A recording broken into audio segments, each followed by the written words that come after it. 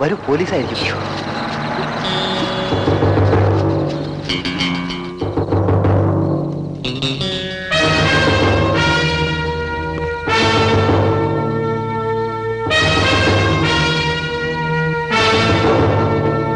ആ മൊട്ടയില്ലേ നിന്നെ കയറി പിടിച്ചത്? മറ്റേയാളാണ് സദാനന്ദ മുതലാളി കൊന്നത്. മാത്യു സർ, പണം ഇനിയും എത്ര വേണമെങ്കിലും തരാം, പക്ഷേ എല്ലാം വളരെ രഹസ്യമായിരിക്കണം. ശരി സർ. എന്ത് വിവരം ഉണ്ടെങ്കിലും പഴയ താവളത്തിൽ അറിയിച്ചാൽ മതി. അപ്പൊ ഞാൻ ഇങ്ങോട്ട് വരണ്ടല്ലോ? വേണ്ട, നിങ്ങൾ കൂടെ കൂടെ ഇവിടെ വന്നാൽ ആളുകൾ സംശയിക്കും. പിന്നൊരു കാര്യം, ഞങ്ങൾ ഏൽപ്പിക്കുന്ന ജോലികൾ നിങ്ങൾ ഒറ്റയ്ക്ക് ചെയ്താൽ മതി, കൂട്ടിനാരെയും ചേർക്കരുത്. എന്റെ കൂട്ടുകാരൊക്കെ നിങ്ങളെപ്പോലുള്ളവരാ. കൊന്നാൽ പോലും രഹസ്യം പുറത്തുവിടില്ല. എന്നാൽ ഇനി മാത്യു വയ്ക്കൂ.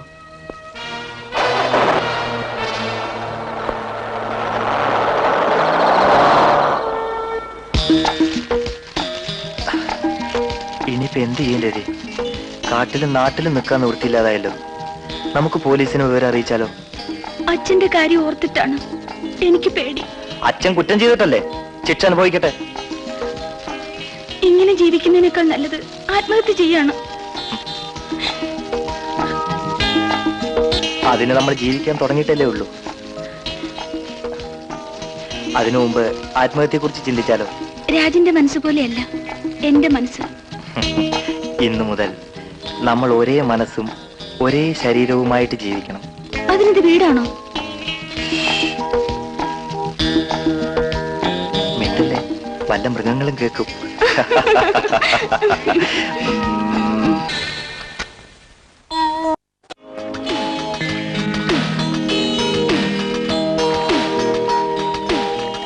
എന്താ സുധീര്? ഞാൻ ലതിയെ സഹായിക്കാൻ വേണ്ടി വന്നതല്ലേ. അമ്മ കണ്ട എന്ത് വിചാരിക്കും? അമ്മാവനും അമ്മായിയും അമ്പലത്തിലേക്ക് പോകുന്ന കണ്ടിട്ടാണ് ഞാൻ ഇങ്ങോട്ട് കയറിയത്. മറ്റാരെങ്കിലും ഇങ്ങോട്ട് വന്നാലോ? എന്നാ വാതിലടച്ചേക്കാം. ഈ സുധിയെ കൊണ്ട് ഞാൻ തോറ്റു.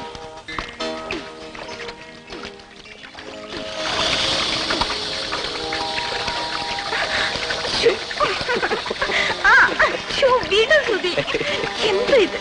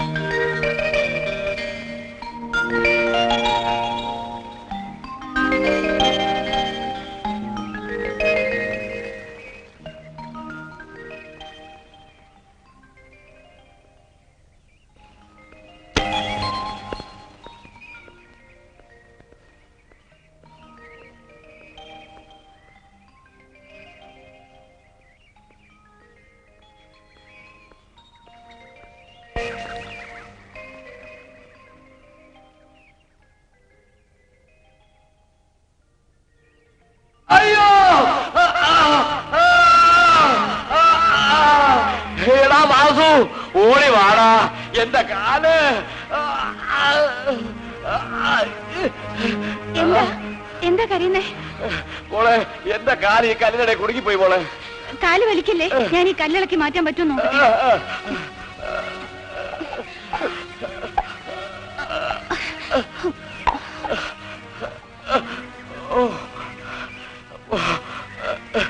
മോള് ഈ സമയത്ത് വന്നില്ലായിരുന്നെങ്കിൽ ഞാനിവിടെ കിടന്ന് ചത്തുപോയേന്. നിങ്ങൾ ഒറ്റയ്ക്ക് കാട്ടിലിറങ്ങി നടക്കുന്ന എന്തിനാ? എന്റെ മോനെ അന്വേഷിച്ചിറങ്ങിയതാ. അവനെ ഒരു രാക്ഷസി കൈവിഷം കൊടുത്ത് വിളിച്ചോണ്ട് പോയി. അതെന്തിനാ? അവര് തമ്മിൽ സ്നേഹമായിരുന്നത്ര. അവളെ എന്നെങ്കിലും എന്റെ കൈ കിട്ടിയ അന്ന് ഞാൻ വെടിവെച്ചു കൊല്ലും. ഞാൻ പോട്ടെ. മോള് സിനിമാക്കാരിയാണോ? അതെ. മോളെ എന്നെ ഒന്ന് പിടിച്ച് എഴുന്നേൽപ്പിക്കാമോ? വരൂ.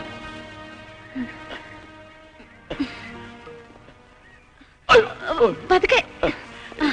മോളെ എന്റെ കാറിനടുത്ത് വരെ എത്തിക്കാമോ മോളെ? നിങ്ങളുടെ ഡ്രൈവർ എന്തേ? അവൻ പെട്രോൾ വാങ്ങിക്കാൻ പോയിരിക്കുക. എന്റെ തോളത്ത് പിടിച്ച് നടന്നോളൂ. പതുക്കെ.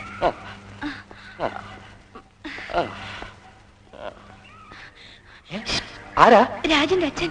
എവിടെ? ദാ അവിടെ പാറയുടെ ഇടയില് കാല് ഉരുങ്ങി കിടന്ന് കരയായിരുന്നു. രാജാണെന്ന് കരുതിയാ ഞാൻ ഓടിപ്പോയത്. കാലൊടിഞ്ഞിട്ടുണ്ടോ? ഇല്ല, പതുക്കെ പതുക്കെ നടന്നു പോകുന്നുണ്ട്. നമ്മളെ തിരക്കി അടക്കുക. എന്നെ കൈ കിട്ടിയ വെടിവെച്ചു കൊല്ലുമെന്നാ പറഞ്ഞിരിക്കുന്നെ. അപ്പൊ രതി ആരാണെന്ന് ചോദിച്ചില്ലേ? ഞാൻ സിനിമാക്കാരിയാണെന്ന് വിചാരിച്ചിരിക്കുക. രക്ഷപ്പെട്ടു. എങ്ങനെ രക്ഷപ്പെടാനാ? ഇപ്പൊ ചെറുത്താനിയും കടലിനെ നടുക്കായി. ഒരു വശത്ത് അച്ഛൻ, മറുവശത്ത് ആ കൊലയാളികൾ. ഇവരിൽ ഇപ്പൊ ആരാ ഭേദം? എനിക്ക് രണ്ടും ഒന്ന് തന്നെ. എല്ലാവർക്കും ആവശ്യം ഇപ്പൊ എന്നെയാണല്ലോ. ഞാനിവിടെ അടുത്തുള്ളപ്പോ നീ എന്തിനാ പേടിക്കുന്നത്? ഹായ്, ഇതെവിടുന്നാ?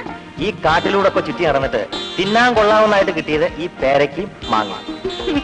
എനിക്കിപ്പോ മാങ്ങയൊന്നും വേണ്ട. അതിപ്പോ ആവശ്യമില്ലെന്ന് എനിക്കറിയാം.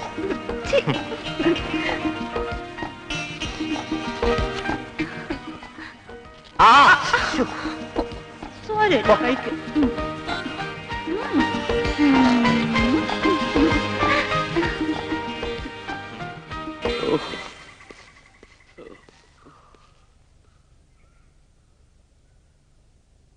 എന്താ ഇവിടെ?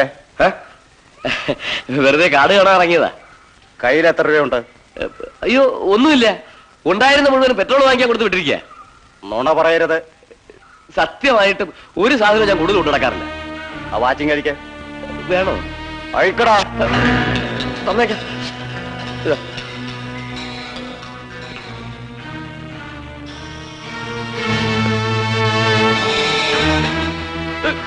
അത് ഊരടാ.